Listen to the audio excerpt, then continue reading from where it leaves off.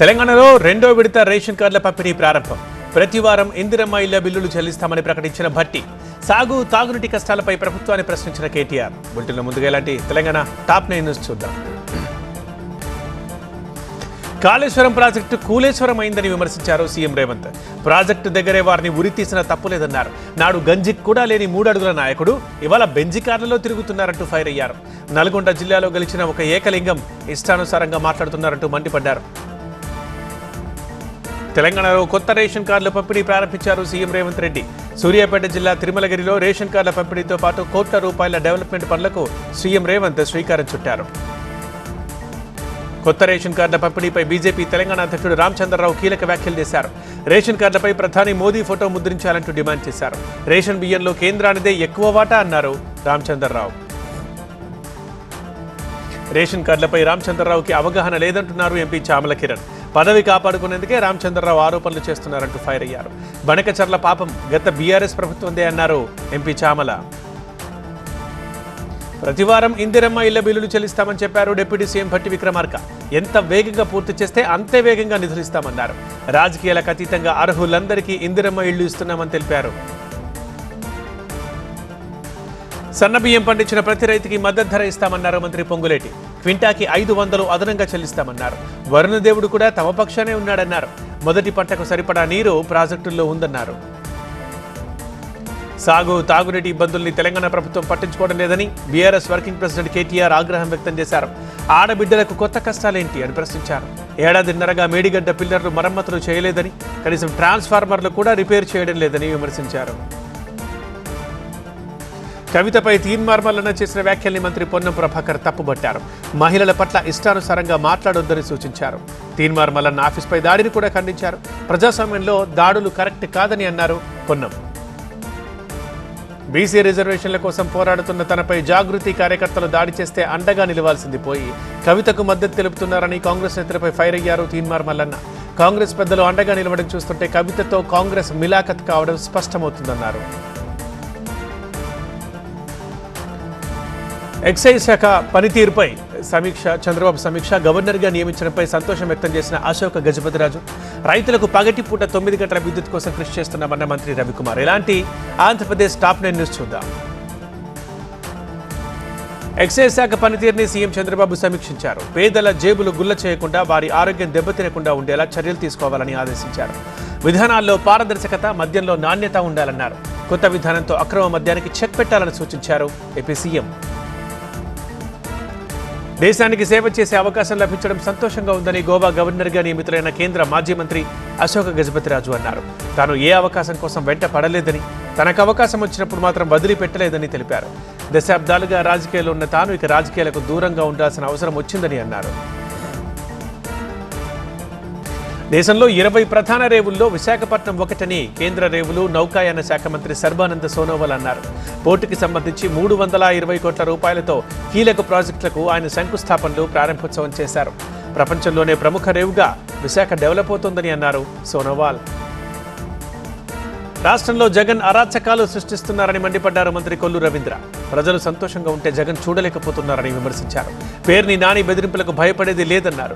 చంద్రబాబుతో కలిసి 10 అడుగులు వేసే అర్హత కూడా జగన్కు లేదని అన్నారు కొల్లు రవీంద్ర. రైతులకు పగటిపూట 9 గంటల విద్యుత్ ఇవ్వడమే లక్ష్యంగా కూటమి సర్కార్ పనిచేస్తోందని విద్యుత్ శాఖ మంత్రి గొట్టిపాటి రవికుమార్ అన్నారు. 24 గంటలు గృహ అవసరాలకు విద్యుత్ అందించేందుకు విద్యుత్ రంగంలో విప్లవాత్మక మార్పులు జరుగుతున్నాయని వెల్లడించారు. చంద్రబాబుపై పేర్ని నాని చేసిన వ్యాఖ్యల్ని తప్పుబట్టారు హోంమంత్రి అనిత. చంద్రబాబుపై మాట్లాడేవారు ఒళ్ళు దగ్గర పెట్టుకోవాలంటూ హెచ్చరించారు. బాబుని విమర్శించే స్థాయి ఎవరికీ లేదన్నారు అనిత. మాజీ మంత్రి పేర్ని నానిపై ఎమ్మెల్యే సోమిరెడ్డి సెటైర్లేశారు. వయసు అయిపోయిందనే పేర్ని మొన్నటి ఎన్నికల్లో పోటీ చేయలేదన్నారు. కుమారుడి భవిష్యత్తు కోసం కొడాలి నాని వంశీలను ఇరికిస్తున్నారని విమర్శించారు. లోకేష్ డైరెక్షన్లో అధికారులు పనిచేస్తున్నారని ఫైర్ అయ్యారు మాజీ మంత్రి పేర్ని నాని. రెడ్ బుక్ రాజ్యాంగాన్ని అమలు చేస్తున్నారని, తమపై దాడులు చేసి తిరిగి కేసులు పెడుతున్నారని ఆగ్రహం వ్యక్తం చేశారు. మైనింగ్ మంత్రికి భారీగా ముడుపులు వస్తున్నాయని కొల్లుపై విమర్శలు చేశారు. ఏపీలో ఎమర్జెన్సీ లాంటి పరిస్థితులు ఉన్నాయంటున్నారు వైసీపీ నేత సజ్జల రామకృష్ణారెడ్డి. ప్రజల్లో రోజు రోజుకి అసంతృప్తి పెరిగిపోతోందన్నారు. రాష్ట్రంలో వ్యవస్థని నిర్వీర్యం చేస్తున్నారని, ప్రతిపక్షాల హక్కుల్ని ప్రభుత్వం కాలరాస్తోందని ఆరోపించారు. ఇండోసోల్ భూసేకరణకు వ్యతిరేకంగా కొనసాగుతున్న రైతుల నిరసన. బాపట్ల జిల్లాలో మరో 2 నల్ల బార్లీ పొగాకు కేంద్రాలు. విద్యార్థులకు సైకిళ్లు అందజేసిన ఐటీసీ సంస్థ. ఇలాంటి టాప్ 9 పల్లె వార్తలు ఇప్పుడు చూద్దాం. ఇండోసోల్ కంపెనీకి భూములు కేటాయించడం నిరసిస్తూ కరేడు గ్రామ రైతులు నెల్లూరు జిల్లా కందుకూరు సబ్ కలెక్టర్ కార్యాలయం ఎదుట నిరసన చేపట్టారు. భూ కేటాయింపులపై ఈ నెల 4న నిర్వహించిన గ్రామ సభలో రైతులు దీన్ని తీవ్రంగా వ్యతిరేకించారు. సబ్ కలెక్టర్కి ఈ మేరకు వినతి పత్రం అందజేశారు. గ్రానైట్ మాఫియా, లిక్కర్ మాఫియా భూ కబ్జాల నుంచి తమను కాపాడాలంటూ ప్రకాశం జిల్లా చీమకుర్తి మండలం ఆర్ఎల్పురం రైతులు కలెక్టర్కు కంప్లైంట్ ఇచ్చారు. పోరంబోకు స్థలాలు, డొంకలు ఆక్రమించి 4 కంపెనీలు గ్రానైట్ వ్యర్థాల్ని అందులో డంప్ చేస్తున్నారని తెలిపారు. భద్రాద్రి కొత్తగూడెం జిల్లా పినపాక నియోజకవర్గం వ్యాప్తంగా ప్రభుత్వ పాఠశాల విద్యార్థులకు ఐటీసీ సంస్థ 300 సైకిళ్లు పంపిణీ చేసింది. సిఎస్ఆర్లో భాగంగా ఈ కార్యక్రమం చేపట్టింది. పినపాక ఎమ్మెల్యే పాయం వెంకటేశ్వర్లు విద్యార్థులకు ఈ సైకిళ్లు అందజేశారు. నారుమల్లు వేసుకునేందుకు ఏలేరు రైతులకు సాగునీరు అందించాలని కాకినాడ మాజీ ఎంపీ వంగా గీత డిమాండ్ చేశారు. పిఠాపురం ప్రాంత అభివృద్ధి ప్రాధికార సంస్థలో నిర్వహించిన ప్రజా సమస్యల పరిష్కార వేదికలో ఆమె అధికారులకు వినతి పత్రం అందజేశారు. జయశంకర్ భూపాలపల్లి జిల్లా జూబ్లీనగర్కి కొత్త బస్ సర్వీస్ని ఎమ్మెల్యే గండ్ర సత్యనారాయణ ప్రారంభించారు. పరకాల నుంచి జూబ్లీనగర్ మీదుగా ఈ బస్సు ములుగు వరకు వెళ్తుంది. ప్రయాణికులు ఆర్టీసీ డీఎంతో కలిసి ఎమ్మెల్యే సత్యనారాయణ కొంత దూరం బస్సులో ప్రయాణించారు. బాపట్ల జిల్లా మార్టూరు అడుసమిల్లిలో నల్లబార్లీ పొగాకు కొనుగోలు కేంద్రాల్ని పరుచూరు ఎమ్మెల్యే ఏలూరి సాంబశివరావు ప్రారంభించారు. కొనుగోళ్లపై ఎవరూ అధైర్యపడొద్దని, రైతుల దగ్గరున్న చివరి ఆకు దాకా కొనుగోలు చేస్తామని హామీ ఇచ్చారు సాంబశివరావు. విజయనగరం జిల్లా బొబ్బిలికి లక్ష్మీ శ్రీకాళహస్తేశ్వరుడికి నాగపడగలు అందజేశారు. వెండితో చేసిన ఈ నాగపడగలు సుమారు 3.18 కిలోల బరువున్నాయి. దాతలకు ఆలయ అధికారులు స్వామి, అమ్మవార్ల దర్శనం చేయించిన తీర్థప్రసాదాలు అందజేశారు. నంద్యాల ఎంపీ బైరెడ్డి శబరి కర్ణాటక మంత్రి లక్ష్మీ హెబాల్కర్ కుటుంబ సభ్యులతో కలిసి తిరుమల శ్రీనివాసుని దర్శించుకున్నారు. మాజీ మంత్రి అవంతి శ్రీనివాస్ కూడా స్వామివారి దర్శనం చేసుకున్నారు. గోవా గవర్నర్గా అశోక గజపతిరాజు. నిమిషప్రియ విషయంలో చేయాల్సిందంతా చేశామన్న కేంద్రం. కర్ణాటకలో దేశంలో 2వ అతిపెద్ద కేబుల్ బ్రిడ్జి ప్రారంభం. ఇలాంటి నేషనల్ టాప్ 9 న్యూస్ ఇప్పుడు చూద్దాం. కేంద్ర మాజీ మంత్రి టీడీపీ నేత అశోక గజపతిరాజుని రాష్ట్రపతి ద్రౌపది ముర్ము గోవా రాష్ట్ర గవర్నర్గా నియమించారు. హర్యానా గవర్నర్గా బండారు దత్తాత్రేయ స్థానంలో ప్రొఫెసర్ అశ్విన్ కుమార్ ఘోష్ను నియమిస్తూ ఆదేశాలు జారీ చేశారు. యెమెన్లో మరణశిక్ష ఎదుర్కొంటున్న కేరళ నర్సు నిమిషప్రియని కాపాడేందుకు అన్ని చర్యలు తీసుకున్నామని సుప్రీంకోర్టుకి కేంద్ర ప్రభుత్వం తెలిపింది.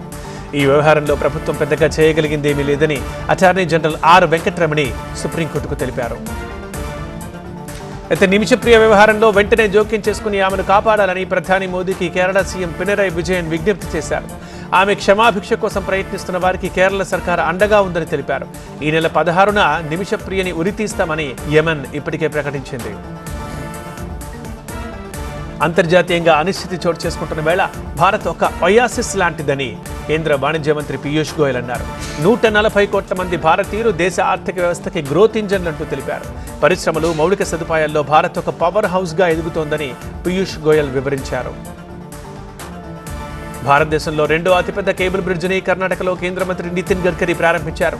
అయితే ఈ ప్రారంభంతో వాయిదా వేసుకోవాలని కర్ణాటక సీఎం సిద్ధరామయ్య సూచనని ఆయన పట్టించుకోలేదు. శివమొగ్గ జిల్లా సాగర్ తాలూకాలో శరావతి నది బ్యాక్ వాటర్స్ పై బ్రిడ్జ్ నిర్మించారు. ఈ కార్యక్రమంలో సీఎం సిద్ధరామయ్య పాల్గొనలేదు. భారత్ చైనాల మధ్య సంబంధాలు బలపడాలని విదేశాంగ మంత్రి జయశంకర్ పిలుపునిచ్చారు. 2020లో జరిగిన గాల్వన్ ఘర్షణల తర్వాత తొలిసారి జయశంకర్ బీజింగ్ వచ్చారు. చైనా ఉపాధ్యక్షుడు హన్జెంగ్తో ఆయన చర్చలు జరిపారు. భారత్ చైనాల మధ్య విభేదాలు వివాదాలుగా మారరాదని జయశంకర్ కోరారు. భారతదేశపు నేర రాజధానిగా బీహార్ మారిపోయిందని కాంగ్రెస్ నేత రాహుల్ గాంధీ ఆరోపించారు. 11 రోజుల్లో 31 హత్యలు జరిగాయని ఎక్స్ వేదికగా తెలిపారు. రాష్ట్రాన్ని కాపాడుకోవాలంటే ప్రభుత్వాన్ని మార్చాల్సిన అవసరం ఉందని అన్నారు.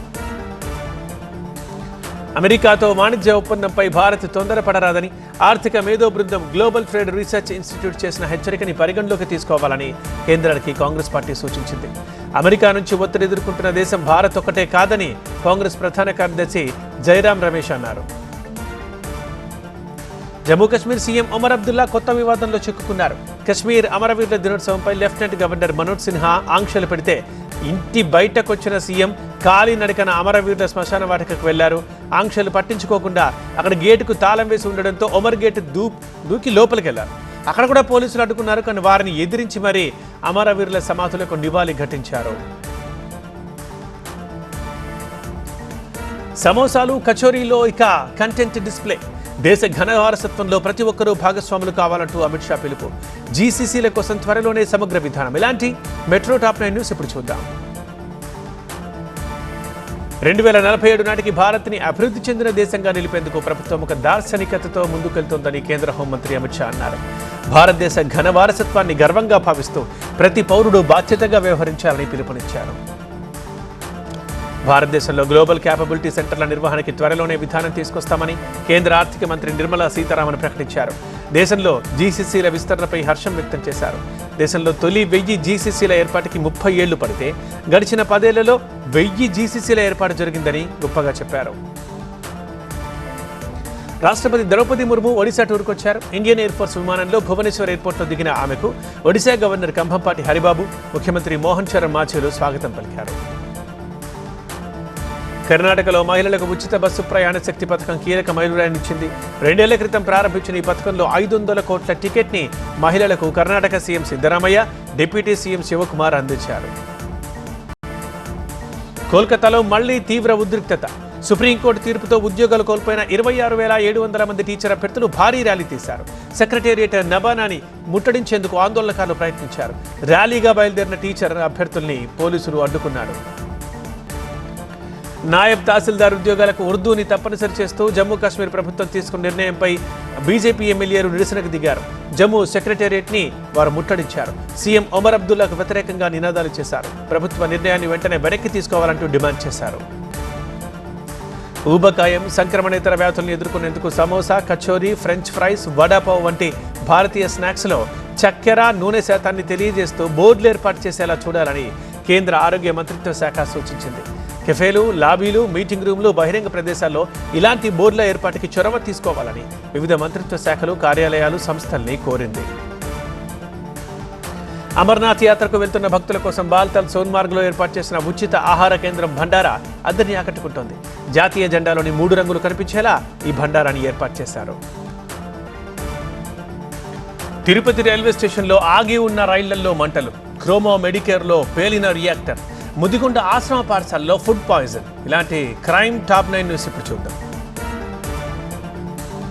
తిరుపతి రైల్వే స్టేషన్లో క్లీనింగ్ కోసం నిలిపి ఉంచిన 2 రైళ్లలో మంటలు చెలరేగాయి. తిరుపతి నుంచి జైపూర్ వెళ్లే హిసార్ ఎక్స్ప్రెస్లో ముందు మంటలు చెలరేగాయి. అవి పక్కనే ఉన్న రాయలసీమ ఎక్స్ప్రెస్కి వ్యాపించాయి. శుభ్రం చేసే టైంలో ఎవరు లేకపోవడంతో పెద్ద ప్రమాదం తప్పింది. చిత్తూరు సమీపంలో సిద్దంపల్లి దగ్గర రైల్వే సిగ్నల్స్ ట్యాంపరింగ్ చేసిన అంతర్రాష్ట్ర ముఠాని రైల్వే పోలీసులు అరెస్ట్ చేశారు. వీళ్లు పుణేకు చెందిన వారిగా గుర్తించారు. గుంతకల్ రైల్వే డివిజన్ పరిధిలో ఈ ముఠా 9 దొంగతనాలకు పాల్పడినట్లు తెలిపారు. అనంతపురం జిల్లాలో రేషన్ కార్డు అప్డేట్ కోసం వెళ్లిన మహిళని ట్రాప్ చేశాడు ఒక వీఆర్ఓ. భర్తతో విడాకులు తీసుకున్న మహిళకి మాయమాటలు చెప్పి వీఆర్ఓ మహమ్మద్ వలీ అనంతపురంలోని దర్గాలో 2వ పెళ్లి చేసుకున్నాడు. గర్భవతి అయిన తర్వాత ఇప్పుడు తన మొదటి భార్య, కుటుంబ సభ్యులు ఈ పెళ్లికి ఒప్పుకోవడం లేదంటూ ఆమెను దూరం పెట్టాడు. దీంతో వీఆర్ఓపై బాధిత మహిళ కంప్లైంట్ ఇచ్చింది. ప్రకాశం జిల్లా సింగరాయకొండలో గంజాయి అమ్ముతున్న 3గురిని అరెస్ట్ చేశారు పోలీసులు. వారి నుంచి 3 కేజీల గంజాయితో పాటు దొంగిలించిన 9 గ్రాముల బంగారం, 8 కేజీల వెండి స్వాధీనం చేసుకున్నారు. ప్రధాన ముద్దాయి ముఖేష్ కుమార్ ఉత్తరప్రదేశ్కు చెందినవాడని పోలీసులు తెలిపారు. భద్రాచలంలో గోదావరి నది ఉధృతి తెలుసుకునేందుకు ఉద్దేశించిన కేంద్ర జల సంఘం బోటుని సిడబ్ల్యూసీ సిబ్బంది పర్యాటకుల షికారు బోటుగా మార్చి అక్రమ వసూళ్లకు పాల్పడుతున్నారు. ఇది ఖరీదైన బోట్ అంటూ కొత్త దందాకు తెరలేపారు. ఈ చిన్న బోటు లైఫ్ జాకెట్లు కూడా లేవు. 4వ సెషన్లోనూ స్టాక్ మార్కెట్లో కొనసాగిన నష్టాలు. 6 ఏళ్ల కనిష్ట స్థాయికి ద్రవ్యోల్బణం. 1,00,000కు చేరువలో మళ్లీ బంగారం. ఇలాంటి బిజినెస్ టాప్ 9 న్యూస్ ఇప్పుడు చూద్దాం.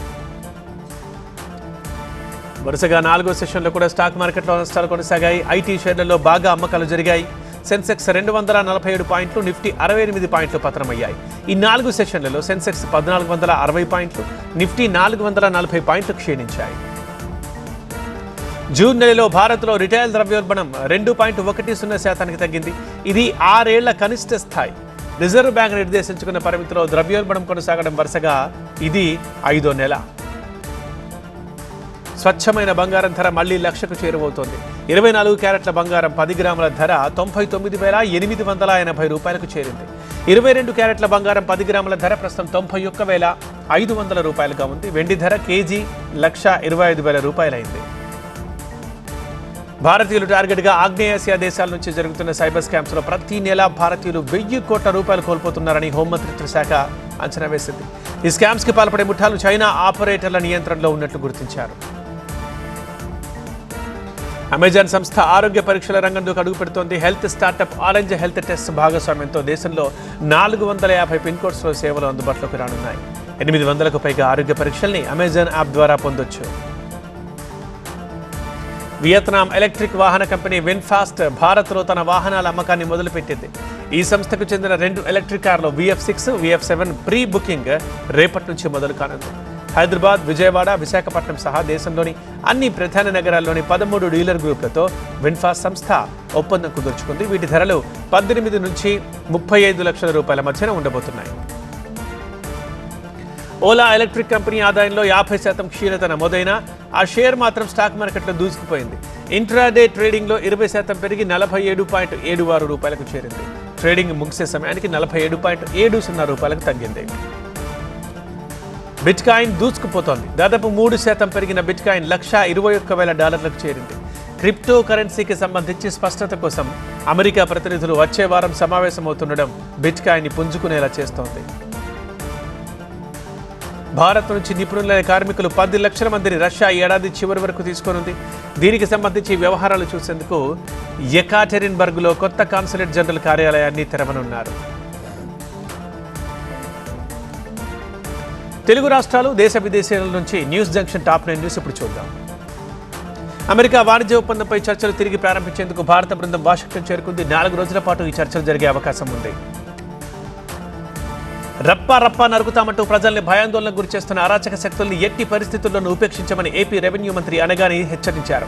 లోకేష్ కృషి వల్లే రాష్ట్రానికి భారీగా పరిశ్రమలు వస్తున్నాయని తెలిపారు. కాకినాడ రంగరాయ మెడికల్ కాలేజీ లైంగిక వేధింపుల ఘటనపై మహిళా కమిషన్ చైర్పర్సన్ శైలజ విచారణ జరిపారు. రోజంతా క్యాంపస్లోనే ఉండి ఆమె విద్యార్థులతో నేరుగా మాట్లాడారు. ఫ్యాకల్టీ, నాన్ టీచింగ్ స్టాఫ్తో కూడా ఆమె సమావేశమయ్యారు.